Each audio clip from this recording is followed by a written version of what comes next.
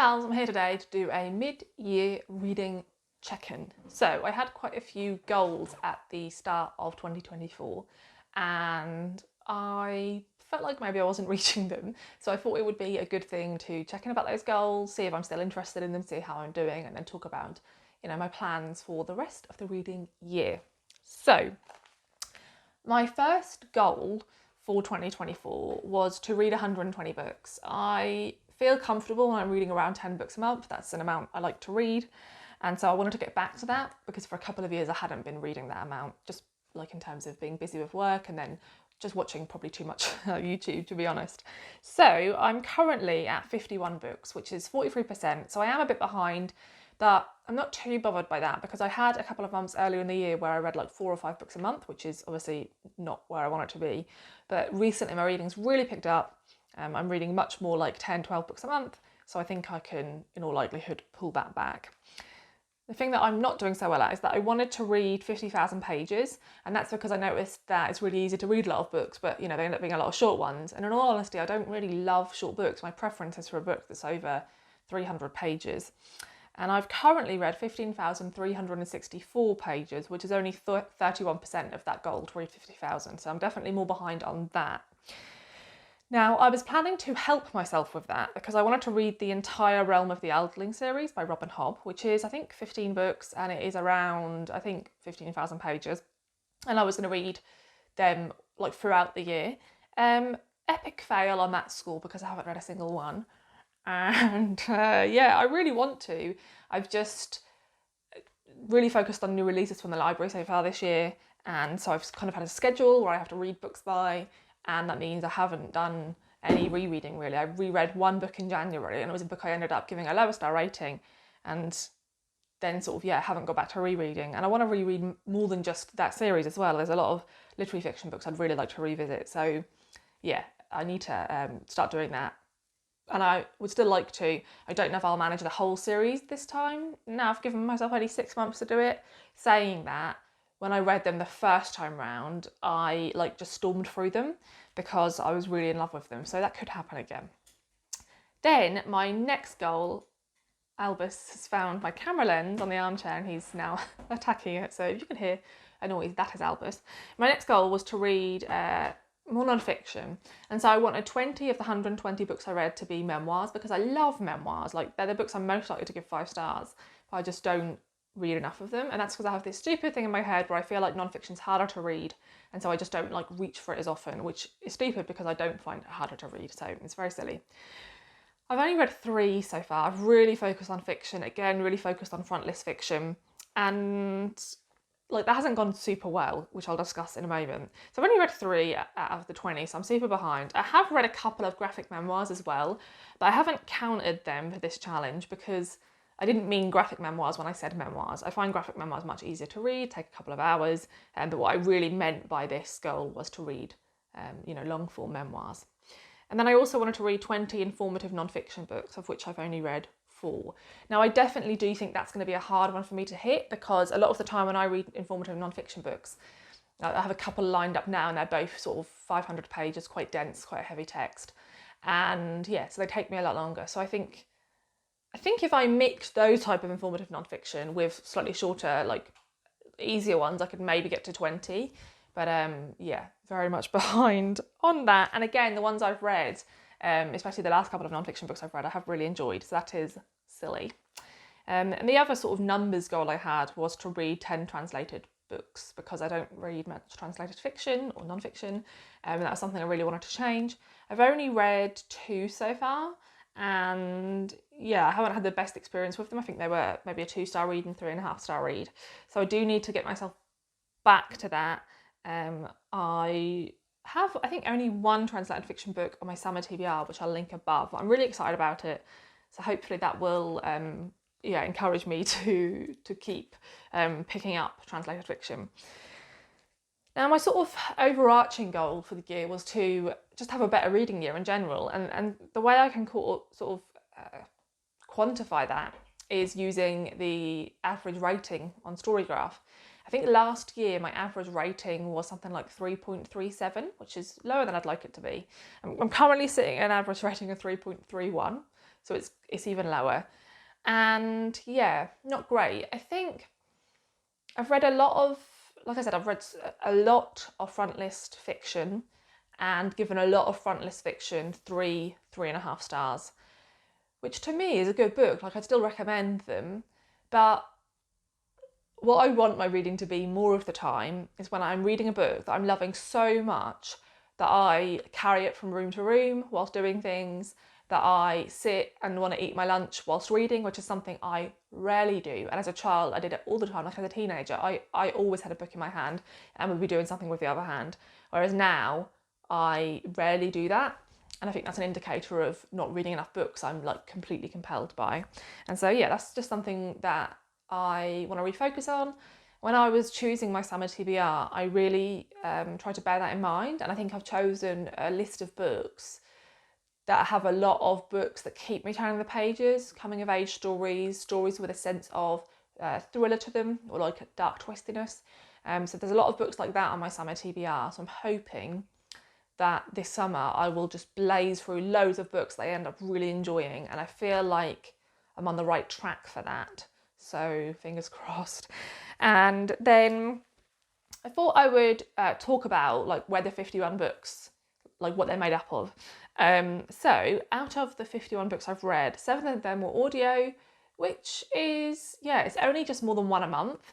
I'd like to be audiobooking more than that. I've really been bad with like, I mean, I walk every day. I walk at least to like the shops and back every day. And if I go anywhere, like in my own city, I always walk there.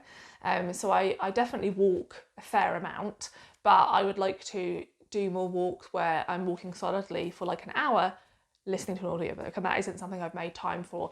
I more walk when I'm going somewhere to do something and then, you know, walk home, which just isn't as much time to listen to an audiobook. So I would like to increase that amount. Then I've read 27 books that I borrowed from the library, which is, yeah, I mean, I'm comfortable with being someone who predominantly reads from the library. I've probably borrowed close to 100 books from the library, and only 27 of those have been read. Now, I currently have, I think, 18 books up from the library, so there's still a stack of them that are here waiting to be read. And a certain amount of them will have been DNF'd, which I'll talk about in a moment. But yeah, just an awful lot would have been returned unread. I also borrowed 10 cookbooks so far this year, so they're books that I've used, decided if I like them enough to purchase, and then return, so I don't count those as read or unread really. I've probably returned, I think, around 35-40 books unread, and a decent amount of those I still want to read, I just didn't have time for, so I will borrow them again at another time. So yeah, 7 audio, 27 library books, and then 17 books that I read were from my own TBR, which I'm fine with that. Like I said, I just like the audiobook amount to increase a little bit more. And yeah, I would like to focus in on my own TBR a bit more. I think the books I have on my own TBR that I actually physically own are more likely to be the books I really love. And I think with the library, I'm much more, I think this is a bit my problem with the library, is because I just love using the library. I love requesting books online and checking the app every day. I love going to the library and picking books up. I just think it all feels really exciting, even though I go in there like twice a week. So I end up borrowing a lot of books that sound a bit interesting because they're new releases, and I think there's a chance they could be really good. But a lot of them end up just being kind of mediocre. And I think I need to stop doing that and only borrow the ones that I'm super excited about and then wait to hear reviews, because a lot of these books I've read have ended up, I've barely had anyone talk about them because, you know, once they were released they weren't that good, and they just haven't been that buzzy. So I think I get caught up in the it's so exciting to read new stuff, and it is, but it hasn't resulted in great reading. So I think I need to pull back a little bit from the library with that, and then focus maybe on my own TBR a little bit more. And then the other thing I wanted to talk about is how many books I've DNF'd. So I've DNF'd 19 books so far this year, which I think is a bit less than I would usually have DNF'd at the 6-month point, which I'm fine with. 13 of those were library books. So yeah, I'm always happy with that, because it means that, you know, that there's 13 books that probably would have all been new releases that I could have spent a decent amount of money on, and I didn't. But 6 of them were books that I owned, so that's always a shame because I have spent money on them. So yeah, I'm happy with that. I always talk about what I DNF every month over on Patreon. I do a video over there without spoilers where I talk about my reasons for DNFing, and I like to, if my reason for DNFing is to do with the writing style, I like to include quotes because I think from the book, because I think that gives you as a viewer the idea of whether that writing style would work for you, and it just doesn't work for me. So yeah, if you're interested in my Patreon, I have 4 videos over there a month. I have a book club video where you vote on a book and we read it together and I do a spoilery discussion. I have a currently reading video, I have a DNF video, and then I also talk about what I watched in the month over on Patreon, films and TV, which is something I really enjoy doing. And you can join my Patreon for as little as $1 a month. You get access to all the tiers. And yeah, I really appreciate it. I really love having a community over there. We have a Discord where we chat, and that's really nice as well.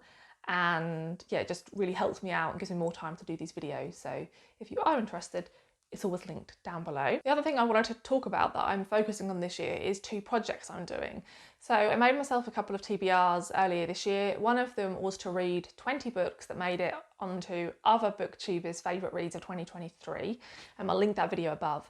And those 20 books were from 10 different booktubers. So for some people I chose a couple of books to make up those 20. And I've read 7 so far, so I'm definitely behind. I have 3 that I'm hoping to read soon, and then I'm going to do a sort of midpoint check-in and talk about those first 10, and then I will obviously read the other 10 by the end of the year. And then yeah, I'd like to do sort of a video ranking those books and having a chat about that. So I haven't spoken about any of those books in my reading wrap-ups that I do, so it will be fresh when I talk about them, which will be nice. And I haven't reviewed them on Storygraph or Goodreads, so even if you follow me on there, you can't see what my reviews have been, because I thought it would be nicer for it to be sort of a surprise in the video, which is the same thing as I'm doing for another project, which I've been really loving, because obviously it's super tailored to my reading taste, and that is a 5-star predictions video. So I've already done, I think, 3 videos in this series. In the first video, I spoke about, I think, 15 books that I thought, based on the premise alone, I'd give 5 stars. And then I did a second video where I read the first chapter or so from each of those books and discussed whether I still thought they'd be 5 stars, and if I didn't, what I thought I'd give them.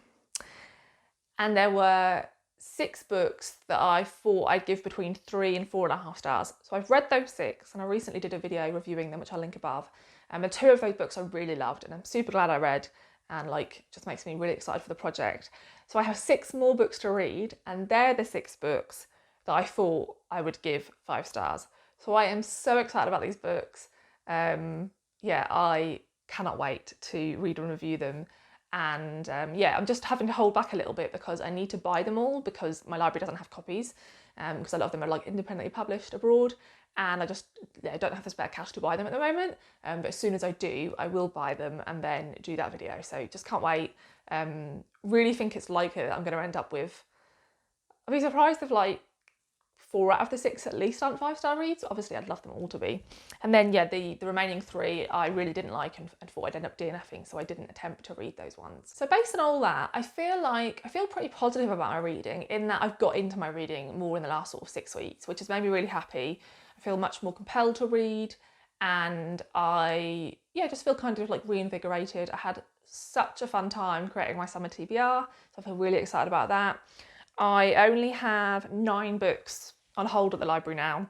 So I have 18 books out and I have 9 books on hold, and I don't plan to request any more books at the moment from the library. There are a few books that I have on pre-order, so they'll be being added to my TBR. They're books I'm super excited about. So yeah, there are a few books coming out during the summer that I have pre-ordered that will be coming into my home, but I'm planning to focus much more on the books I own, of which I did a video recently, which I'll link above. And in that video, I mentioned that I have quite a few books that are from authors where I've read 1 or 2 books from them already and really loved. And so I want to read more of their books, because the chances are I'll really love those too. And I also have a fair amount of memoirs, which is what I want to focus on. So I just really feel like if I focus in on my own books rather than library books, I have a really good shot of reading some amazing books. I also think I have an amazing chance of reading some brilliant books with my 5-star predictions. And I also think, like I said, my summer TBR is just absolutely banging. I'm super excited about it. So I feel like I could be spending the next few months just raving about loads of books. And I'm really excited for that to happen. And yeah, really, really hope it does.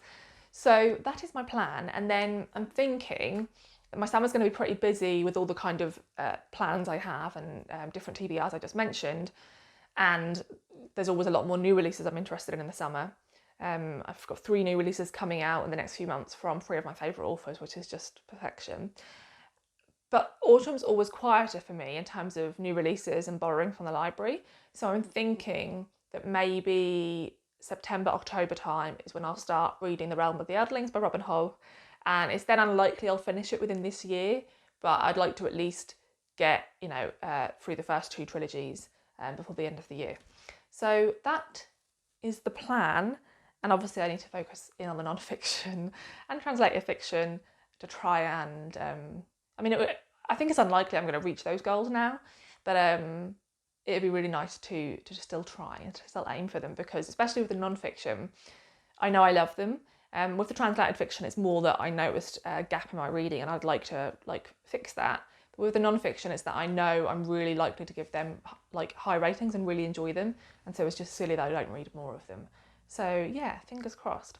So let me know if you have any thoughts on any of the things I mentioned, and I would love to know how your reading year's been going, if you've been having success with your reading, and yeah, if so, how you've done that, and if you have any hopes for the rest of the year, and yeah, just all the info. I love geeky bookish information. I'm super nosy, so I would love to know down below. And I'm also interested if anyone else finds that they get caught up in either using the library too much and not focusing on their own books, or focusing too much on front list, because I feel like they're the 2 things I'm doing that are kind of hampering my reading a bit, that I need to curtail. So I'd be interested to know if there's anyone else out there who does something similar.